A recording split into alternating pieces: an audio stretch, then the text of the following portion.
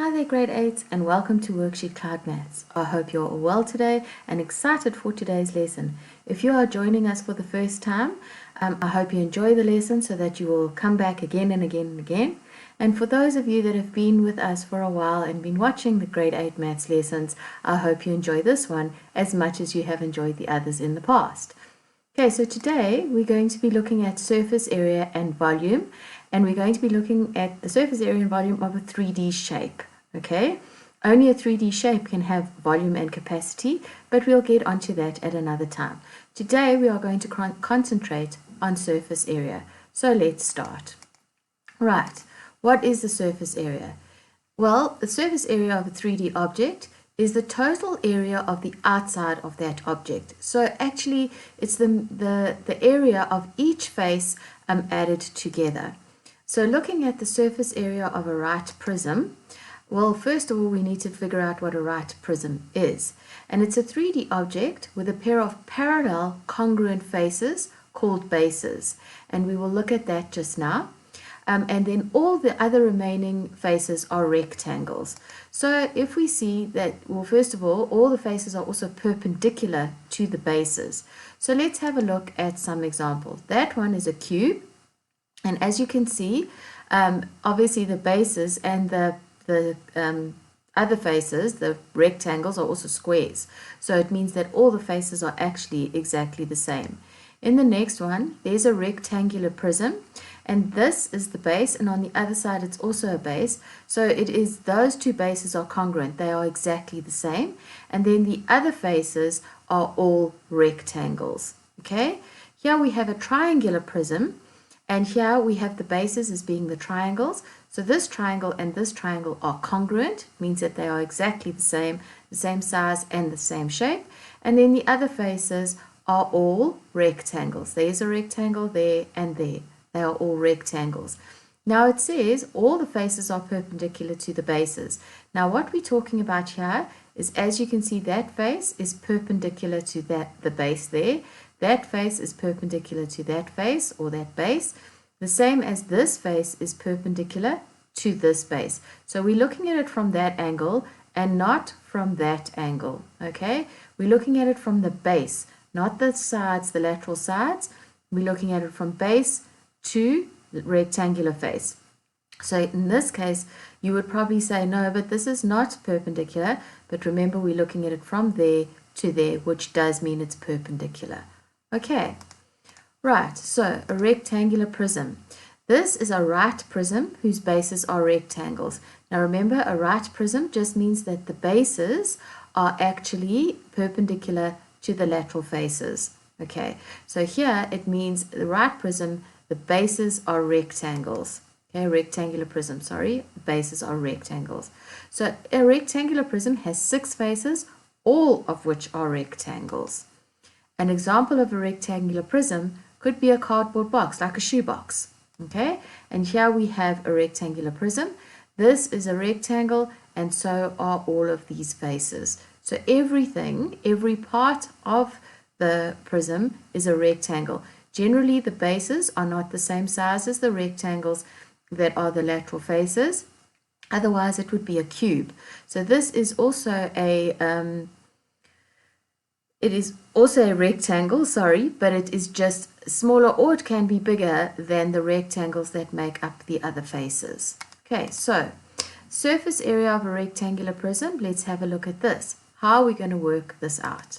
Well, there's our rectangular prism. As you can see, the bases, the congruent bases, are also rectangles. This rectangle is exactly the same as the rectangle on the other side that we can't see at this point. And then the other faces are also made up of rectangles. So let's draw the net, or let's look at the net for this rectangular prism. And there we have it. So if we had to fold out this rectangle or this rectangular prism, it would give us a net that looks like this. So this is the side here, which creates the height. So that would be the height. This is the top face and the bottom face, and these are the congruent bases. Okay, does everybody understand that? Let's just go over it again. So remember, a net is when we actually find the plan that makes up the rectangular prism. And in this case, we've got there, that being our base, which is here and here, then that being our top and bottom, which is that face and that face, and the side face, which actually forms the height, is that face and that face. So let's label it. Okay, so we have the length here, which in this prism is that across there. So all of those, and there's 4 of them, would all be the lengths. Okay, 1, 2, 3, 4, actually 5, but this one is same as that one if we folded it up. Okay, so it's actually 4 of them. And then we've also got now the breadths, okay, which is that over there. 1, 2, 3, 4, 5, 6. As you can see that this breadth and this breadth and this breadth and this breadth would be there, there, and the same on the other side. This one actually folded up becomes this one, if that makes sense. So if you can think about it, that folded up there would be the same as that one, or folded down would be the same as the one on the bottom. All right. And then our heights, there we have it. That's a height and that's a height, so it would be there, because folded up, those would actually be the same. I know it doesn't really look like the same length in this diagram, but actually they are both the heights. Okay, so that there, because when you fold the net up, you will see that those two actually join. Okay, the same with there, the same with there, and with there. Okay, so you can see that we've got the lengths there, that's that side. We've got the breadths there, which are those sides, and we've got the heights there, which are actually these sides. And actually, there's 4 of each. All right. Like I said, I've just labeled every single one in this net, but when you fold it up, you will see that some of them are actually the same side. All right, so to get this one, its area is equal to length times breadth. Okay, so we've got the area of this top surface, but what are the same ones? Okay, that's also length times breadth, because it's length times breadth, that's and the one at the bottom is also length times breadth. Then we've got a length times height, so that's that face there, there's the length and there's the height. So to work out that area, it's length times height and length times height. So that would be there, and the one on the other side that we can't see. So just before we go on, this one here is the top face, and that one there would be the bottom face, and there you can see it's length times breadth. So we've got 2 of those. Then the side faces, we've got length times the height, and the same on the other side, so we've got 2 of those, and there's the other one there. Okay, so just imagine us folding the net back together. We've got the top and the bottom, and the side in the front and the side at the back. All right, and then we've got breadth times height, so that's breadth times height for the end base, and the same on the other side. We've also got breadth times height for the one that we can't see. So again, we've got 2 of those. And as you can see, we have covered every single face of this rectangular prism. So we've actually got area is equal to 2 lots of length times height, there and there, 2 lots of length times breadth, there and there, and 2 lots of breadth times height. So we can actually simplify this. If we used our algebraic knowledge, we're going to take the 2 out, and we're going to say that it's length times height plus length times breadth plus breadth times height, and multiply that all by 2. Okay, everybody understand? We took that out to put the 2 over there. We get left with length times height, length times breadth, breadth times height, and we can write it like that. And it's just so much easier to remember. Right, so let's now put this into practice. Okay, calculate the surface area of the following rectangular prism.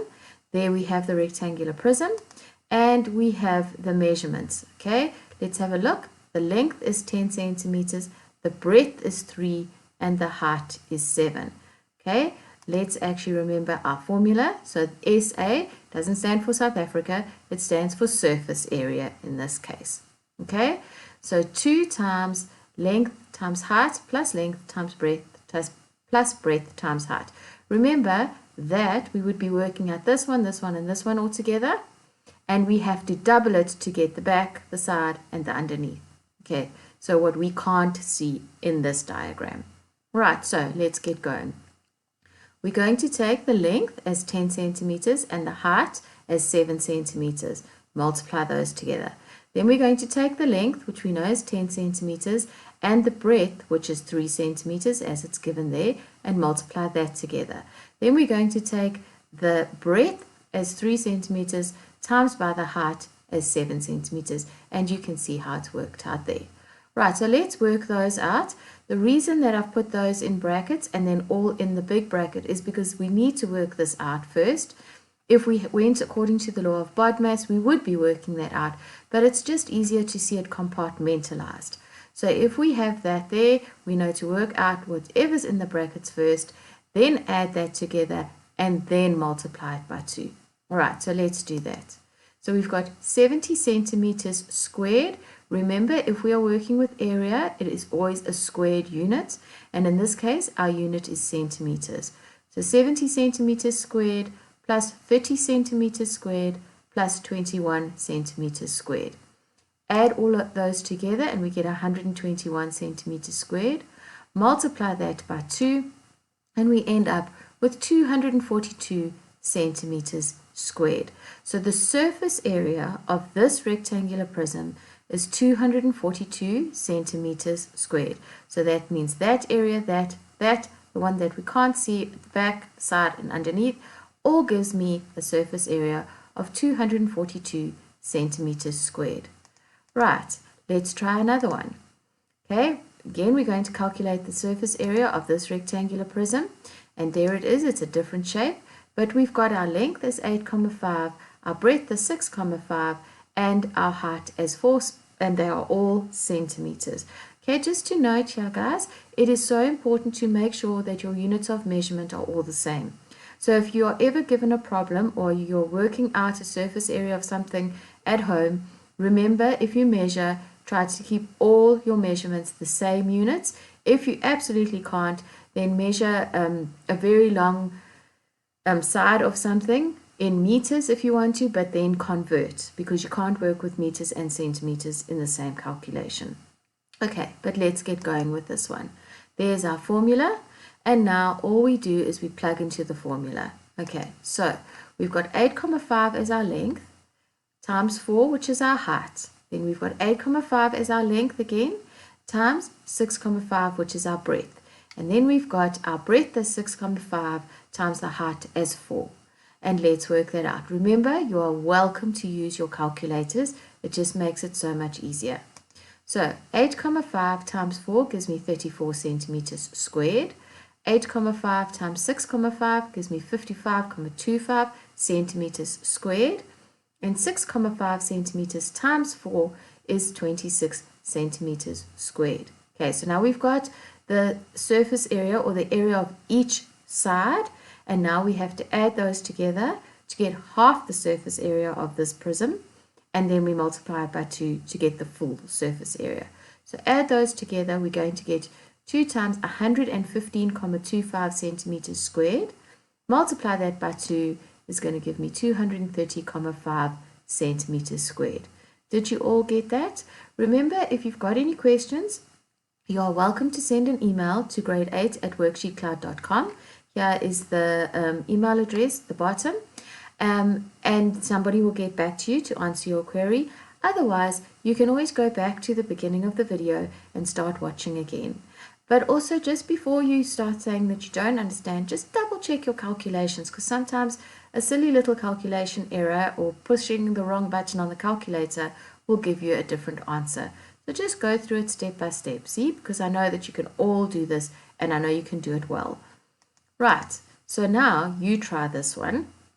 Okay, here we have a rectangular prism. It's very different looking to the ones that we have been dealing with, but there you can see the different measurements. I want you to pause the video. I want you to try and work this out on your own, and when you come back, we will go over it. Right, how did you do? There is the formula. We're going to just plug into the formula. Okay, so we've got 12 as our length. We've got 2,3 as the height and 7,2 as the breadth. Okay, so here we've got 12 times 2 comma 3 because it's length times height first. These can be done in any order. So guys, if you did length times breadth first, it's absolutely fine, because remember, multiplication and addition are interchangeable. In other words, you can do this first or you can do it over here, because when you add them together, it really doesn't matter. Okay, right, so multiplication and addition are not interchangeable with each other, but they are interchangeable. So you can, if you multiply, you can put 2 comma 3 times 12. It will give you the same answer. But anyway, let's get back to the prism that you worked out. Right, so we've got 12 millimeters times 2 comma 3 millimeters, 12 millimeters times 7 comma 2 millimeters, and 7 comma 2 millimeters times 2 comma 3 millimeters.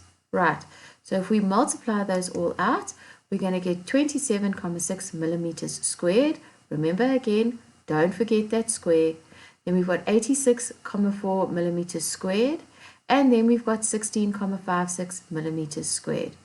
Add all that together, we get 130,56 millimeters squared times by 2, because the 130,56 is only half of our prism, multiplied by 2, and our answer is 261,12 millimeters squared.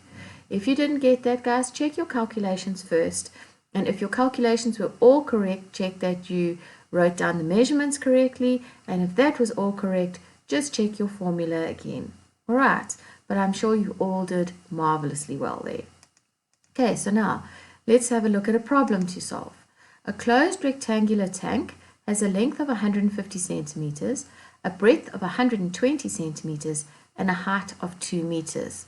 Calculate the surface area of the tank first in centimeters squared and in meters squared. So as you can see here, we've got a measurement in centimeters, a measurement in centimeters, and one in meters. Aha, we need to make sure that all of those end up being the same. So let's work out the first one. Okay, so we draw a representation first. There's our rectangular tank.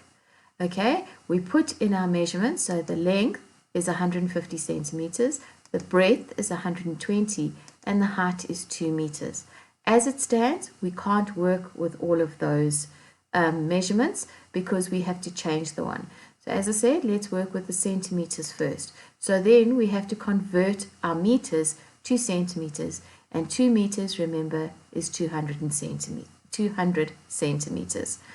Now we put down our formula and we plug into the formula, because now we've got all our measurements with the same units.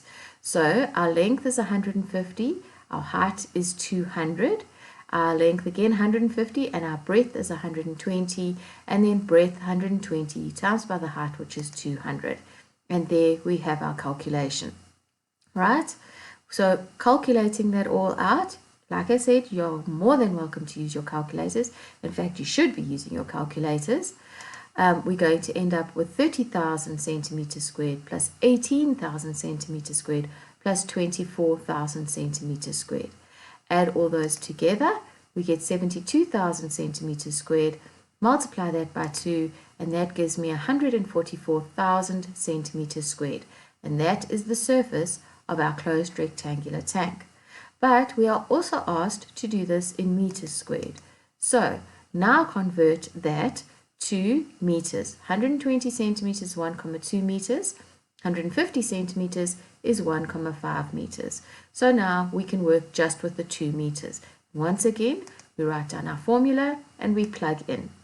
We've got 1,5 times 2, 1,5 times 1,2, and 1,2 times 2.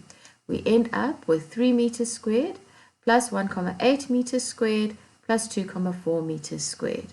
Guys, again, if at this stage you're thinking that you've made a mistake, go back and check that you first of all converted correctly.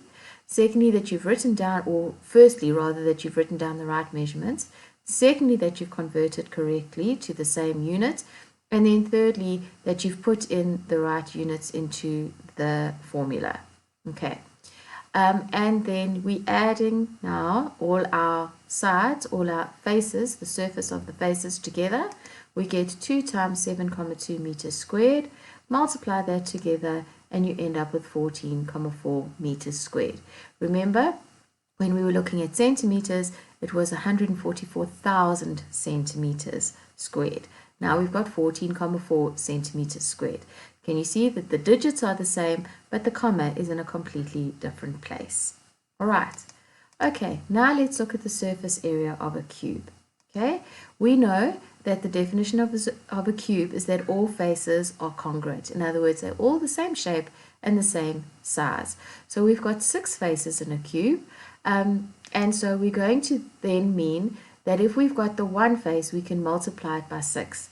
And how do we get the one face, the surface area of one of the faces? It's just going to be S times S, okay, because it's side times side, because the sides are the same length.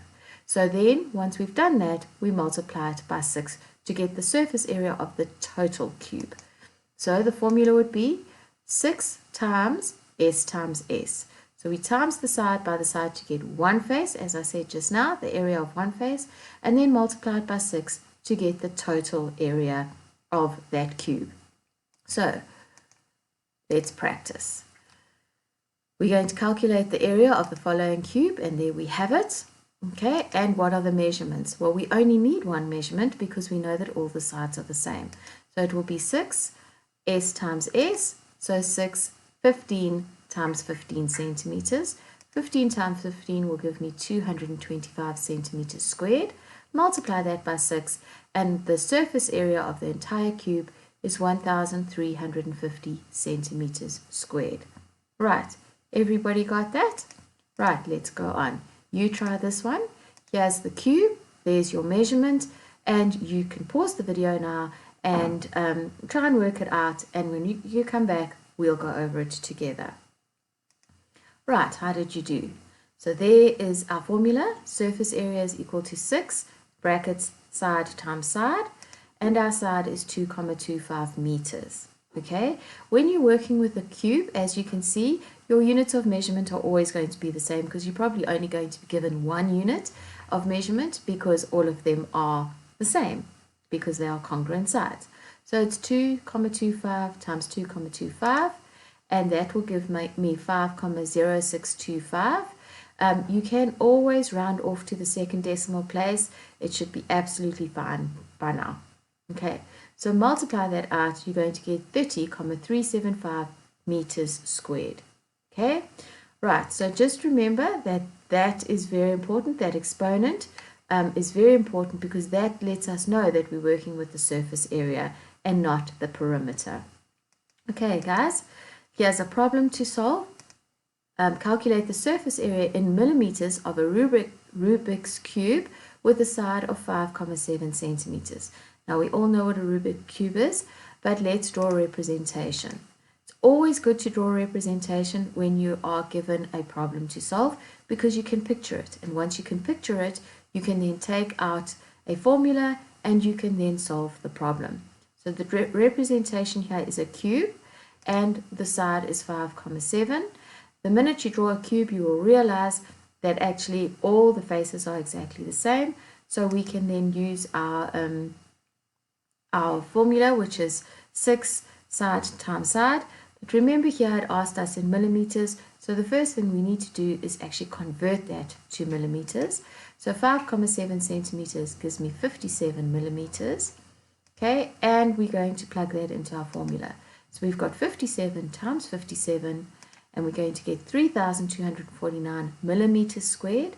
Times that by 6, we get 19,494 millimeters squared. Okay, remember guys, if you have any issues or you want to ask any questions, to email grade8@worksheetcloud.com or go back to the beginning of the video and watch it again. So that's all for today. Thank you so much for joining me. I so enjoyed going through this lesson with you. I hope you enjoyed it just as much. And I hope those of you that did join us for the first time are going to come back again to watch another one of our lessons. Don't forget to do the activity that is joined to this lesson and then check the memo according to what your answers are. Right, thank you again for joining me, and I will see you next time. Keep warm and keep well, and bye-bye for now.